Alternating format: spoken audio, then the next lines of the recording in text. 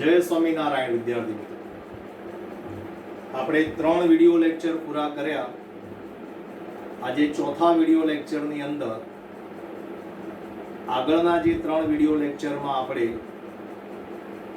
એક વિધેય, અનેક વિધેય અને વ્યાપ્ત વિધેય એની જે ચર્ચા કરી છે આપણે, અને એના જે સમજૂતીના ઉદાહરણ આપ્યા છે, એ જ ઉદાહરણમાં આગળ આજે બીજા હું વધારે ઉદાહરણ આપીશ, એટલે તમને હજુ વધારે સમજણ.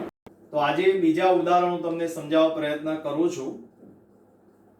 આપણે આ એક ઉદાહરણનો દાખલો સમજીશું, એના જેવા જ બીજા મેં 2 દાખલાની રકમ અહીં લખી છે. તો આ આપણે સમજીએ. આ 2 દાખલા તમે પછી જાતે ગણજો. જોજો અહીંયા એક, અનેક અને વ્યાપ્તની ચર્ચા આપણે ચાલુ છે. એ જ વસ્તુ આજે આગળ સમજાવું છું. પહેલા આપણે એક વિધેય માટે ચર્ચા કરીએ. એક વિધેય આપણી જે મેથડ છે તે અહીં આગળ એક વિધેય માટે આપણે પહેલી રીતે દાખલો નહીં ગણીએ. તો અહીં પ્રશ્ન એ થશે કે સાહેબ કેમ પહેલી રીતે દાખલો નહીં ગણવાનો? કારણ કે અહીંયા r થી r છે, પ્રદેશ r છે. એટલે પ્રદેશ r છે એટલા માટે અહીંયા r માં ઘણી બધી કિંમતો આવે અલગ અલગ. એટલા માટે આપણે અહીંયા આગળ આ પહેલી રીતે દાખલો ગણીશું નહીં, એના કરતા વધારે અનુકૂળ પડશે બીજી રીત. એટલે આપણે અહીંયા આ દાખલામાં બીજી રીતે દાખલો ગણીશું. રીત number 2. every x1 x2 belongs to r. પ્રદેશ અને સહપ્રદેશ સરખા છે એટલા માટે આપણે લખીશું ડોમેન ઓફ f.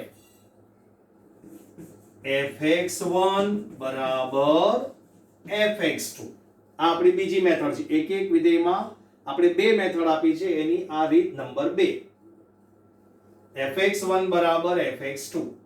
ચલો fx બરાબર શું છે તમારી પાસે? ax b. તો fx1 એટલે x ની જગ્યાએ x1 મૂકો તો અહીંયા આગળ ax1 + b. x ની જગ્યાએ x2 મૂકો ax2 + b. આ આપણું વિધેય છે, એમાં શરત આપી છે a is not equal to 0, એટલે એની કિંમત ક્યારે શૂન્ય હોય નહીં. બરાબર? ચલો સામ સામે કેન્સલ થઈ જશે b. આવું આપણે સમજાવેલું છે, સામ સામે સરખે સરખા પદ કેન્સલ થાય. જે વધ્યું તે લખીએ ax1 બરાબર ax2. પાછો a કેન્સલ કરો, x1 બરાબર x2. બોલો પડી સમજણ? એટલે જો 2 સરખા લીધા તો x1 અને x2 સરખા આવ્યા. એટલે માટે આને કયું વિધેય કહીશું આપણે? એક વિધેય છે. બોલો પડી ગઈ સમજણ? હવે વ્યાપ્ત માટે. તો વ્યાપ્તમાં પણ અહીં આગળ રીત નંબર 1 આપણે એપ્લાય નહીં કરીએ, રીત નંબર 2 એપ્લાય કરીશું. બરાબર? તો જોજો રીત નંબર 2, વ્યાપ્ત વિધેય. આપણે વ્યાપ્તમાં પણ 2 મેથડ આપેલી છે, એમાંની આ બીજી મેથડ. શું કીધું? તો એની પહેલું શરત, there exists y belongs to r સહપ્રદેશ. આપણે સહપ્રદેશમાંથી એક સભ્ય પસંદ કરવાનો છે કે જેથી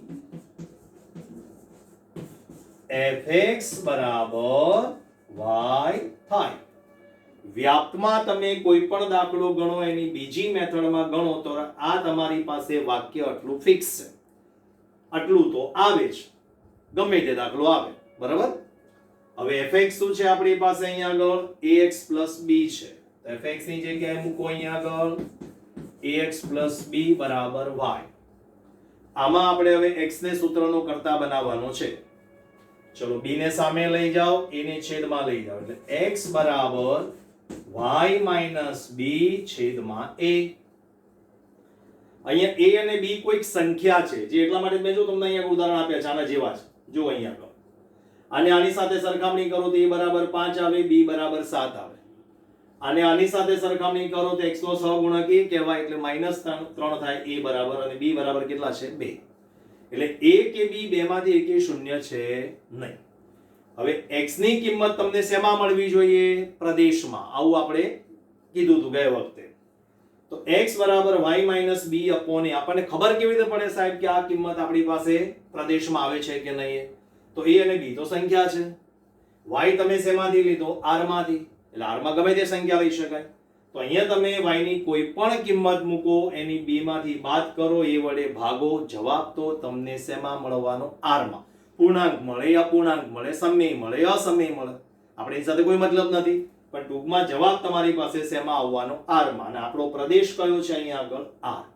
એટલે આ કિંમત તમારી પાસે શેમાં આવશે? r માં, પ્રદેશમાં. બોલો, પડી સમજણ અહીંયા આગળ? એટલે તમે જે અહીંયા આગળ x ની કિંમત શોધો છો, એ x નો જે પણ આ જવાબ આવે, એ જવાબ હંમેશા શેમાં આવવો જોઈએ? પ્રદેશમાં. તમે કિંમત ક્યાંથી પસંદ કરો છો? સહપ્રદેશમાંથી. અને જવાબ શેમાં મળવો જોઈએ તમને? પ્રદેશમાં. વ્યાપ્તમાં રીત ઊંધી છે, ધ્યાન આપજો. પડી ગઈ સમજણ? એટલે માટે આપણે અહીં લખી શકીએ કયું વિધેય છે? વ્યાપ્ત વિધેય છે. એટલે આપણે આ એક વિધેય અને વ્યાપ્ત વિધેય એની આ સમજૂતી વાળું ઉદાહરણ આપ્યું આપણે. ક્લિયર? હવે બીજું ઉદાહરણ આપણે સમજવા પ્રયત્ન કરીએ. f r થી r fx બરાબર x વર્ગ ઓછા x ઓછા 2. બીજું એક વિધેય આપ્યું છે x વર્ગ વત્તા 4x વત્તા 5. આગળનો મેં જે દાખલો સમજાયો એ સુરેખ બહુપદી હતો. કયો હતો? સુરેખ બહુપદી ax b. અને અહીંયા આગળ હવે જે મેં ઉદાહરણ લીધું છે એ કયું છે? દ્વિઘાત બહુપદી. કયું છે? દ્વિઘાત બહુપદી. પ્રદેશ અને સહપ્રદેશ બંનેના r જ છે. જોજો હવે એક એક વિધેય માટે ચર્ચા કરું ફરી એકવાર. ઢગલો દાખલા છે આપણી પાસે એક એક વિધેય અને વ્યાપ્ત વિધેયમાં. આ જ વસ્તુ આવડશે તો જ આગળ ઇન્વર્સ આવડશે. એટલે એક એક અને વ્યાપ્ત તમને આવડવું જરૂરી છે. એક એક વિધેય. ક્લિયર અહીં સુધી? ચલો હવે એક એક વિધેય માટે આપણે આગળ વિધેયમાં હું થોડો ફેરફાર કરું છું, ધ્યાન આપજો. આ આપણું વિધેય છે, આના અવયવો પડે છે. જો આ દ્વિઘાત છે, એના અવયવ બે ના એવા અવયવ પાડો, બાદબાકી આપણી પાસે એક આવે. 2 એકુ 2, x ઓછા 2 x વત્તા 1. પડી સમજણ? આ fx બરાબર. આ દાખલો જ્યારે જો આપણે ગણવા પ્રયત્ન કરીશું અહીંયા આગળ, તો આમાં આપણી પાસે અવયવો પડતા નથી. જોજો, x વર્ગ વત્તા 4x વત્તા 5. આ 5 ના એવા અવયવો પાડો, સરવાળો 4. સરવાળો 4 ના આવે, બાદબાકી 4 આવે. અંતિમ પદ ધન છે એટલે આપણે સરવાળો 4 લાવવો પડે. એ શક્ય નથી આમાં. એટલે માટે મેં રકમ એ પ્રમાણે પસંદ કરી છે ને કે એકમાં અવયવો પડે ને એકમાં અવયવો ન પડે. તો કઈ રીતે દાખલો ગણાય એ જોજો. હવે આની અંદર આપણે એક એક વિધેય માટે પહેલી રીત આપણને સહેલી પડશે, કારણ કે સીધું દેખાય જ છે. અહીં જુઓ તમે કે શું દેખાય છે કે ચલો આમાં સાહેબ x ની જગ્યાએ આપણે x ની કિંમત r માંથી મૂકવાની છે. હું x ની કિંમત અહીંયા 2 લઉં. ધ્યાનથી સમજો. અહીંયા જોજો, x બરાબર 2 મૂકો એટલે સીધો જવાબ 0 થઈ ગયો. 2 ઓછા 2 0, અને આ તો ગમે તે 2 વત્તા 1 3, 0 ગુણ્યા કોઈ પણ સંખ્યા, જવાબ 0. આવી રીતે હું અહીંયા આગળ -1 મૂકું છું. કેટલા મૂકું છું? -1. -1 મૂકો તો આ કૌંસ 0 થઈ જશે. એટલે અહીંયા શું આવી ગયું? આ 0.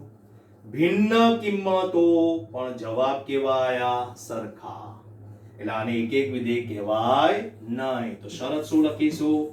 every x1 x2 belongs to R, domain of f x1 is not equal to x2. બે ભિન્ન કિંમતો છે પણ જવાબ એના કેવાયા સરખા. fx1 બરાબર fx2. રાઈટ? કિંમતો ભિન્ન લીધી પણ જવાબ સરખા, એટલે આને એક એક વિધેય કહેવાય નહીં. એટલે આને કયું વિધેય કહેવાય? અનેક એક વિધેય. એટલે આપણે એક એક વિધેય સમજીએ છીએ પણ આ એક એક થતું નથી, એટલા માટે આપણે આને કયું વિધેય કીધું? અનેક એક વિધેય કીધું. પડી ગઈ સમજણ અહીંયા આગળ? ઓકે. હવે આ જ દાખલો અહીંયા આગળ આ બીજી મેથડ સમજાવો. હવે આના અવયવો પડતા નથી એટલે આપણે કિંમતો મૂકીને ગણવા પ્રયત્ન કરીશું, તો આપણને ખબર નથી કે ક્યારે આ કઈ કિંમતો માટે બે આ કિંમતો સરખી થશે, એ આપણે જાણતા નથી. એટલે અહીંયા અને પાછો પ્રદેશ r છે એટલે કેટલી કિંમતો મૂકીને ચેક કરો. તો અહીં આગળ જ્યારે અવયવો પડતા ન હોય તો રીત નંબર 2 એપ્લાય કરવાની. કઈ રીતે એપ્લાય કરવાની? બીજી મેથડ. એક એક વિધેયમાં બીજી મેથડ કરવાની આપણે. બરોબર? કઈ છે આપણી બીજી method? every x1 x2 belongs to R, domain of f fx1 બરાબર fx2. બોલો ક્લિયર? ચલો fx1 એટલે આમાં x ની જગ્યાએ x1 મૂકો તો શું થશે x1 square plus 4x1 plus 5 equal to x2. હવે x2 મૂકો square plus 4x2 plus 5 5 cancel. ચલો આ x2 સ્ક્વેર ને આ બાજુ લાવો તો x1 square minus x2 square પછી લખું છું આ 4x1. હવે 4x2 ને આ બાજુ લાવો તો માઈનસ 4x2 આ બાજુ કઈ જ ના વધ્યું શું રહ્યું 0. ચલો બબ્બે પદ નીચે લીટી દોરીએ આપણે. આના અવયવો પડશે a square minus b square પ્રમાણે x1 minus x2 x1 plus x2 ચાર કોમન આમાંથી x1 માઈનસ x2 બરાબર 0. ક્લિયર. ચલો x1 માઈનસ x2 કોમન કાઢો. x1 માઈનસ x2 કોમન એટલે શું રહ્યું x1 plus x2 plus 4 equal to 0. બે શક્યતા આવી જુઓ એટલે x1 minus x2 equal to 0 એટલે x1 બરાબર x2. એક એક વિધેય ક્યારે થાય કે જ્યારે એક જ શક્યતા આવવી જોઈએ અને એ પણ આ જ. પણ અહીંયા તમારી પાસે બીજી પણ શક્યતા છે x1 વત્તા x2 વત્તા 4 બરાબર 0. આવ્યું અહીં સુધી. એટલે તમારી પાસે અહીંયા બે શક્યતા આવી એટલે આ એક એક વિધેય થતું નથી. ખ્યાલ આવી ગયો. એટલે આપણે દ્વિઘાતની અંદર જ્યારે ચર્ચા કરીએ છીએ ત્યારે આપણી પાસે એક એક વિધેય માટે આપણે કોઈ પણ મેથડ એપ્લાય કરી શકીએ. પણ જ્યારે ધ્યાન રાખવાનું અવયવો પડતા હોય ને આવી રીતે તો અવયવો પાડવા પહેલા પ્રયત્ન કરવાના. જો અવયવો પડી જતા હોય તો પહેલી રીતે તમે કિંમત મૂકો તો સીધો ફટ દઈને જવાબ આવી જાય. પણ જ્યારે અવયવો પડતા ન હોય તો તમે પહેલી મેથડે દાખલો ગણવા જશો તો તમને અઘરો પડશે. તો એટલા માટે આપણે કઈ મેથડ એપ્લાય કરીશું બીજી મેથડ. આપણે એક એક ની ચર્ચા પૂરી કરી. હવે આ બંને દાખલામાં હું તમને વ્યાપ્ત વિશે સમજાવું છું. બરાબર જોજો. એમાં પહેલા હું તમને આ સમજાવું છું વ્યાપ્ત વિધેયમાં. ધ્યાનથી સમજજો. વ્યાપ્તની આપણી શરત there exists y belongs to R સહપ્રદેશ કે જેથી fx બરાબર y થાય. અહીંયા વ્યાપમાં પહેલી રીત કામમાં નહીં આવે કારણ કે પહેલી રીત આપણે એક એક ની એપ્લાય કરી હોત તો જ આપણે આ પ્રમાણે ગણી શકત. અહીંયા તમને ખ્યાલ ના આવે પહેલી રીત પ્રમાણે. ચલો fx બરાબર y. fx ની કિંમત આ રહી x વર્ગ વત્તા 4x વત્તા 5 બરાબર y. હવે આમાં મારે x ને સૂત્રનો કર્તા બનાવવો છે તો અહીંયા આગળ આપણે 8મા ધોરણની રીત કામમાં આવશે. કઈ છે 8મા ધોરણની? પૂર્ણ વર્ગ પદાવલીની. એટલે આપણે આનું અંતિમ પદ શોધીએ. અંતિમ પદ પ્રથમ પદ એમનું એમ, મધ્યમ એમનું એમ. અંતિમ પદનું સૂત્ર શું છે? મધ્યમ પદનો વર્ગ છેદમાં 4 ગુણ્યા પ્રથમ પદ. તો તમે અંતિમ પદનું સૂત્ર લગાવશો એટલે આપણી પાસે અહીં અંતિમ પદ કયું આવશે? 4. એટલે આપણે 5 ના ભાગ પાડી દીધા. શું કર્યું? 5 ના ભાગ પાડ્યા 4 વત્તા 1 બરાબર y. ચલો આની નીચે લીટી દોરીએ એટલે આવજો પૂર્ણ વર્ગ પદાવલી આવી ગયું તમારી પાસે.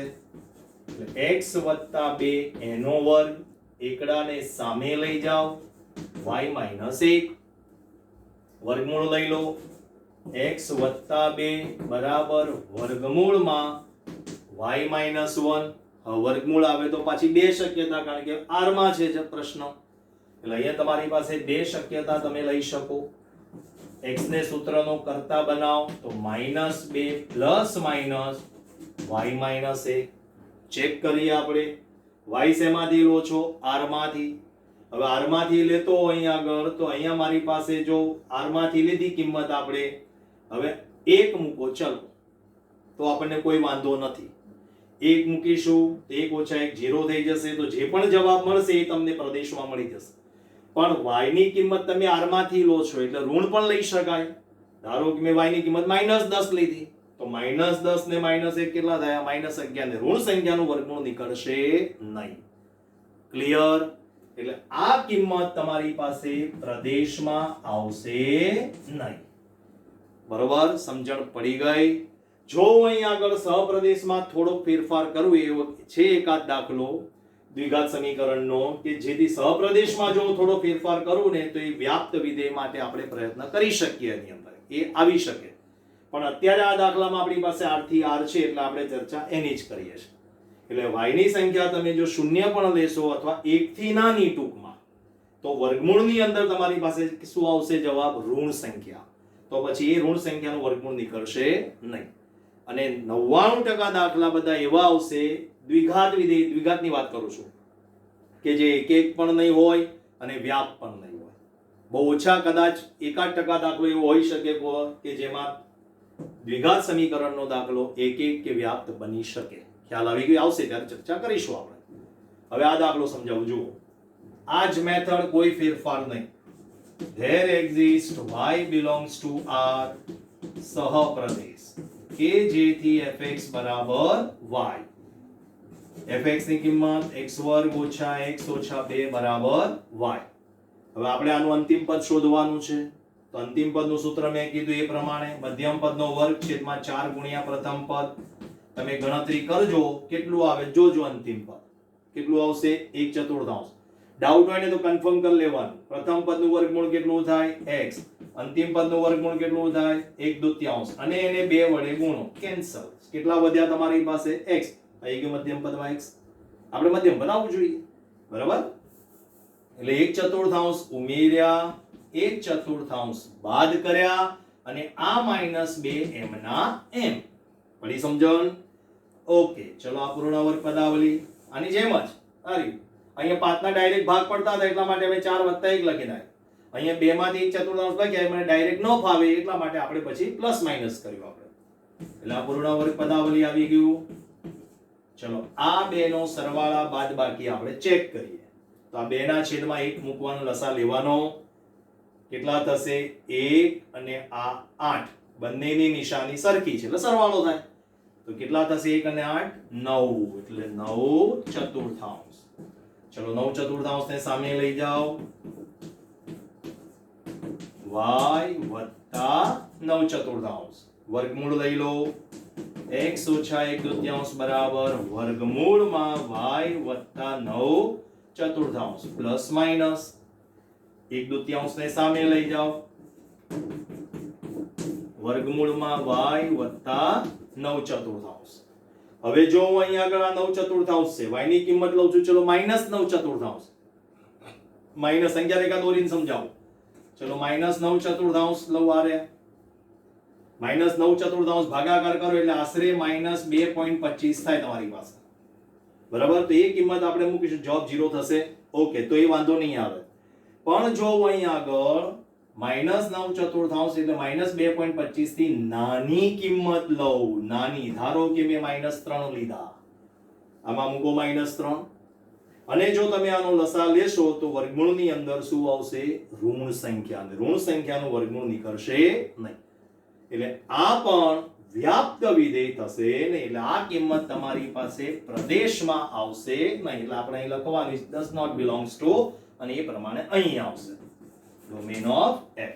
બોલો, ક્લિયર અહીં સુધી? પડી ગઈ સમજણ? બીજું ઉદાહરણ સમજવા પ્રયત્ન કરીએ આપણે. f વિધેય છે r-2 થી r-2. fx બરાબર 2x - 1 છેદમાં x - 2. એટલે તમારે x ની કિંમત 2 લેવાની નથી. અહીં એવું ના પાડી છે. જો r માંથી 2 કાઢી નાખ્યા છે, કારણ કે 2 લો તો છેદ શૂન્ય થઈ જાય, તો વિધેયનું અસ્તિત્વ જ ના રહે. એટલે અહીં આગળ આપણે એક વિધેયની અંદર રીત નંબર 2 એપ્લાય કરીશું. પહેલી રીત એપ્લાય નહીં થાય કારણ કે અહીંયા r આપેલું છે, બરાબર? every x1 x2 belongs to r-2 domain of f. બંને પ્રદેશ સહપ્રદેશ સરખા છે એટલા માટે આપણે ક્લિયર કરીએ છીએ અહીંયા આગળ. fx1 બરાબર fx2. ઓકે, ચલો fx1 શું થશે તમારી પાસે? 2x1 - 1. x ની જગ્યાએ x1 મૂકો વિધેયની અંદર, x1 - 2. અહીંયા 2x2 - 1 x2 - 2. ચોકડી ગુણાકાર કરો. 2x1 - 1 x2 - 2 આનો આની સાથે બરાબર 2x2 - 1 આનો આની સાથે x1 - 2. ચલો 2x1 ને આ બંને સાથે ગુણો તો 2x1 ને x2 સાથે ગુણો એટલે 2x1 x2 2x1 ને બગડા સાથે ગુણો 4x1 હવે -1 વડે બંનેને ગુણો ખાલી નિશાની બદલી નાખો -x2 +2 હવે એ પ્રમાણે આને આની સાથે ગુણો 2x1 x2 અને આની સાથે ગુણો 4x2 -1 વડે બંનેને ગુણો તો -x1 અને +2 પડી સમજણ સુધી ઓકે 2x1 x2 કેન્સલ થઈ ગયા સામ સામે સરખે સરખા પદ હવે આ બાજુ શું છે -4x1 અને -x2 હજુ 2 2 કેન્સલ થશે જે વધ્યું તે લખો -4x1 -x2 -4x2 અને -x1 હવે x1 વાળા એક બાજુ ને x2 વાળા બીજી બાજુ ચલો x2 x1 ને આ બાજુ લઈ લો આ -x1 ને આ બાજુ લઈ લો -4x1 છે આ -x1 આ બાજુ આયા પ્લસ થાય તો -4 માંથી +1 જશે એટલે -3x1 -x2 ને સામે લઈ જાઓ તો -4x2 અને +x2 થશે એટલે કેટલા થશે અહીંયા 3x2 -3x2 બોલો ક્લિયર ઓકે -3 કેન્સલ એટલે શું વધ્યું તમારી પાસે અહીંયા આગળ x1 બરાબર x2 આવી ગયું એક એક વિધેય સરખું લીધું તો અને આ સરખું આવ્યું જુઓ પડી ગઈ સમજણ એટલે આ કયું થયું તમારું એક એક વિધેય હવે વ્યાપ્તની ચર્ચા કરીએ there exists y belongs to r minus 2 સહપ્રદેશ શું લખીશું અહીંયા સહપ્રદેશ y હંમેશા શેમાંથી લેવાનો સહપ્રદેશમાંથી કે જેથી fx બરાબર y થાય હવે fx શું છે તમારી પાસે 2x - 1 x - 2 = y ઓકે હવે આનું સાદું રૂપ આપી આપણે x ને સૂત્રનો કરતા બનાવવાનો છે પાછો ચોકડી કરો 2x - 1 અને આ સામે ગુણો xy - 2y ક્લિયર ઓકે હવે x વાળા પદ એક બાજુ ભેગા કરીએ આપણે લઈ લો આને આ બાજુ 2x - xy એકડાને સામે જવા દો 1 - 2y આયો ચલો x કોમન કાઢવામાંથી તો શું વધ્યું 2 - y 1 - 2y એટલે x ને સૂત્રનો કરતા બનાવો 1 - 2y અને 2 - y છેદમાં ગયા આવ્યું અહીં સુધી ઓકે ઉપર નીચે બંનેમાંથી માઈનસ કોમન કાઢો આ સાચું જ છે પણ એક સ્ટેપ વધારે સમજાવું છું ચલો અંશ અને છેદમાંથી માઈનસ કોમન કાઢો એટલે બાર માઈનસ માઈનસ પ્લસ થઈ જશે બંનેનો ક્રમ ઉલટાવી દો એટલે 2y - 1 y - 2 y ની કિંમત તમારે શેમાંથી લેવાની છે સહપ્રદેશમાંથી સહપ્રદેશ કયો છે r - 2 બગડો લેવાનો નથી બગડા સિવાય તમે કોઈ પણ કિંમત મૂકો કારણ કે બગડો મૂકો તો આમાં છેદ 0 થઈ જાય એટલે બગડા સિવાય કોઈ પણ કિંમત મૂકો તમને જવાબ શેમાં મળશે પ્રદેશમાં શેમાં મળશે પ્રદેશમાં તમારો જવાબ અહીંયા ક્યારેય બગડો આવશે નહીં એટલે બગડો લેવાનો પણ નથી અને જવાબમાં બગડો આવશે પણ નહીં બોલો પડી સમજણ એટલે આ કિંમત શેમાં આવશે પ્રદેશમાં r - 2 domain of f clear એટલે શું કયું વિધેય થઈ ગયું વ્યાપ્ત વિધેય એટલે એક એક પણ થઈ ગયું અને વ્યાપ્ત પણ થઈ ગયું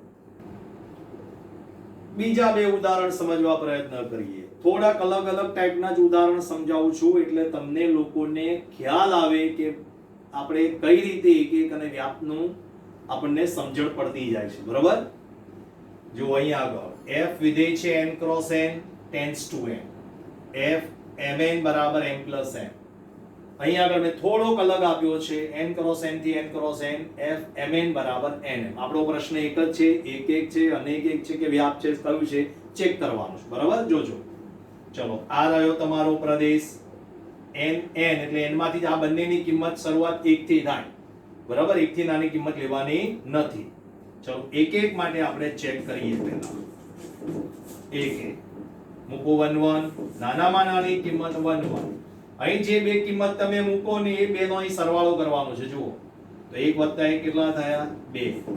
તમને નાનામાં નાનો જવાબ કેટલો મળશે 2.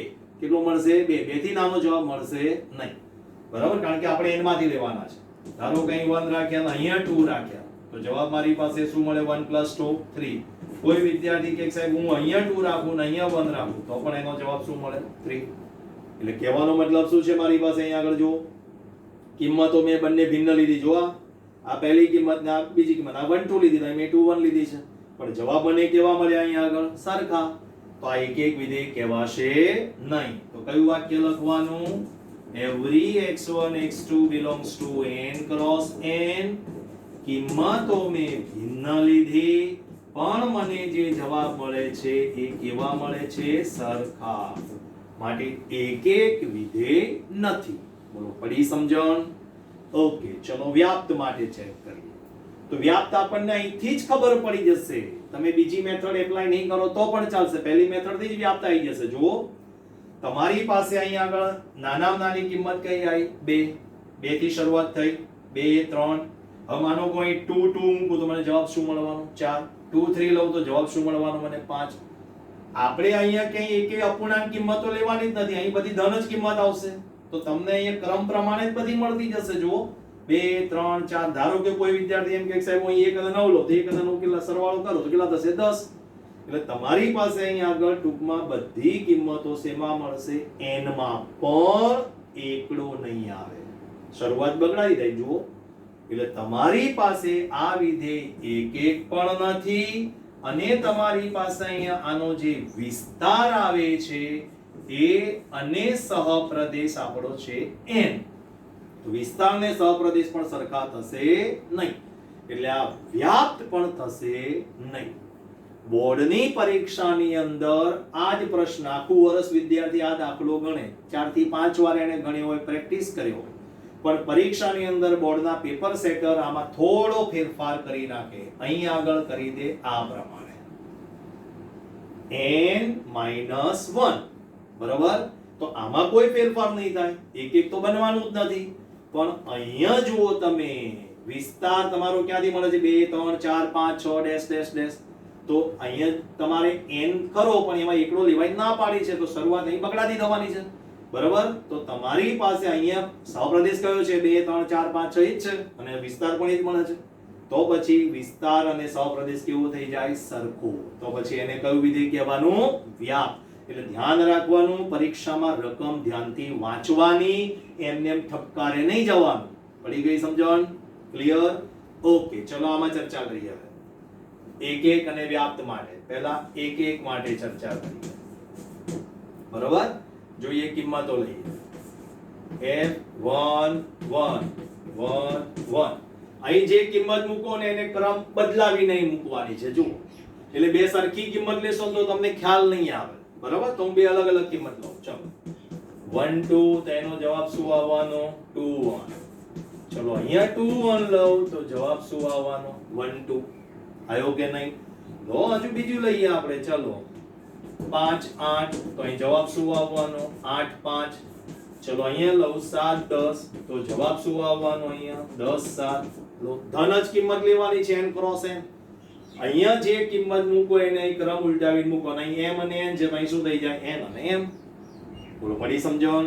એટલે અહીંયા આગળ તમે જો ભિન્ન કિંમતો લીધી તો જવાબ પણ તમને કેવા મળે છે? ભિન્ન. એટલે અહીંયા આગળ તમારી પાસે વાક્ય થશે every x1 x2 belongs to n cross n Pradesh domain of f. x1 is not equal to x2 implies fx1 is not equal to fx2. માટે એક એક વિધેય છે. પડી ગઈ સમજણ? ઓકે, વ્યાપ્ત પણ ડાયરેક્ટ જ ખબર પડી જશે. જો સીધો જ ખ્યાલ આવી જાય છે. તમારી પાસે અહીંયા આગળ જો કિંમતો તમે જે લો છો એનો જ જવાબ લખો છો ને, ખાલી ક્રમ ઉલટાવો છો. એટલે તમે કિંમતો n ક્રોસ n માંથી લો છો કે નહીં તમે, તો જવાબ પણ તમને શેમાં મળવાનો? n માં જ મળવાનો. એક એક કિંમત આખી પાછી થવાનો પ્રશ્ન જ નથી આવતો. અહીંયા જે કિંમત અહીં મૂકો છો એ જ જવાબ અહીં તમને મળે છે. એટલે આ તમારો વિસ્તાર છે, આ રહ્યો. એટલે વિસ્તારમાં નાનામાં નાની કિંમત એકડો જ છે કે નહીં? અને આગળ જેમ મૂકતા જશો એમ તમને જવાબ મળતો જશે. જવાબમાં ક્યારે ઋણ સંખ્યા આવશે નહીં. એટલે અહીં આગળ તમારો RF શું થઈ જશે n ક્રોસ n સહપ્રદેશ. એટલે તમારી પાસે વિસ્તાર અને સહપ્રદેશ કેવા થઈ જશે સરખા. તો પછી અહીં આગળ આ પણ કેવું થઈ જશે વ્યાપ્ત. એટલે તમે ધ્યાનથી સમજો. અહીંયા મેં જે ઉદાહરણ આપ્યું હતું એ એક પણ નહોતું અને વ્યાપ્ત પણ નહોતું, બરાબર. પણ અહીં આગળ જો આટલો ફેરફાર કરી નાખું તો એ વિધેય વ્યાપ્ત થઈ જતું હતું. પરીક્ષામાં એ ધ્યાન રાખવાનું. જ્યારે આ ઉદાહરણ મેં તમને આ કાર્ટેશિય ગુણાકારનું ઉદાહરણ છે, બરાબર. અહીં આગળ જે મેં ઉદાહરણ આપ્યું એક પણ થયું અને વ્યાપ્ત પણ થયું.